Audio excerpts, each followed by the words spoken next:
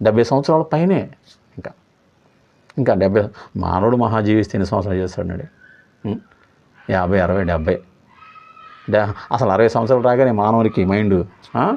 కాబట్టి ఇప్పుడు ఆలోచించండి, దేవుడిని జీవితకాలం మొత్తం నీ సహోదరుని క్షమించాలి అని దేవుడు చెప్తూ ఉన్నాడు. కాబట్టి ప్రియమైన బిడ్డలారా, మనము మన తోటి వారిని క్షమిద్దాం. వారు ఒకవేళ మన ఎడల తప్పు చేయొచ్చు, ఏమండి, వారిని క్షమించే హృదయం మనకు లేకపోవచ్చు. కానీ ప్రభువుని అడుగుదాం, క్షమించే హృదయం నాయన నా తోటి వారిని, నీ కృప నా మీద ఉంచయ్యా, నీ కృపలో నుండి నన్ను త్రోసివేయదు ప్రభువా, నీకు విరుద్ధంగా ఏ పాపం చేయను ప్రభువా, ఇదిగో నేను నా తోటి వారిని క్షమిస్తున్నానయ్యా, ఇదిగో నన్ను హింసించిన వారి కొరకు ప్రార్థన చేస్తున్నానయ్యా, నన్ను ఇబ్బంది పెట్టిన వారి కొరకు ప్రార్థన చేస్తున్నాను ప్రభువా, క్షమించు, నన్ను క్షమించు నాయన అని మనము ప్రార్థన చేసే మనసు మనకు ఉండాలే. కానీ దేవుని విస్తారమైన కృప మెండుగా మన మీద ఉంటుంది. అవునండి, మన మీద ఉంటుంది. కాబట్టి ఆయన కృప మన మీద ఉండాలంటే మన శత్రువులను ప్రేమించాలి, ఏమండి, దేవుని వాక్యానికి లోబడాలి.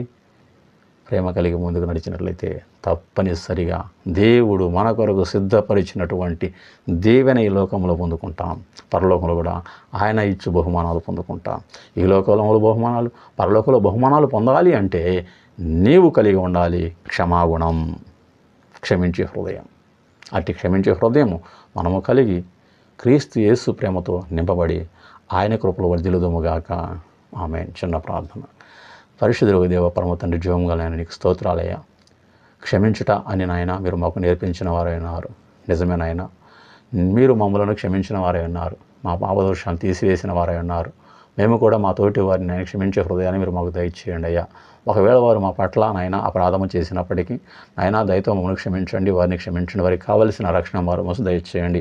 ఆనాడు యోసేపు తన అన్నలను క్షమించి దగ్గరకు తీసుకొని ప్రభువా వారిని పోషించాడయ్యా. ఎంత గొప్ప ప్రేమ యోసేపుకి నాయన. నిజమేనైనా ఇదిగో నా తండ్రి, మేము కూడా నా తండ్రి ప్రభువా మా వంతు మా తోటి సహోదరులను ప్రేమిస్తూ, మా ఎడలు ఎవరైనా ఒకవేళ తప్పిదమ్ము చేస్తే వారిని క్షమిస్తూ, మాకు వీలైనంత మట్టుకు మేము ఇతరులకు నైనా సహాయం చేసేవారిగా ఉండినట్లుగా మమ్మల్ని విస్తారమైన కృపతో నింపి కావలసిన దీవెనలు మీరు మాకు ప్రసాదించమని మా యొక్క రక్షకుడును ఆశీర్వాదాల ప్రదాత అయిన మమ్మల్ని ప్రేమించువారైన యేసుక్రీస్తు నామమున ప్రార్థించి అడిగి వేడుకొంచున్నాము తండ్రి.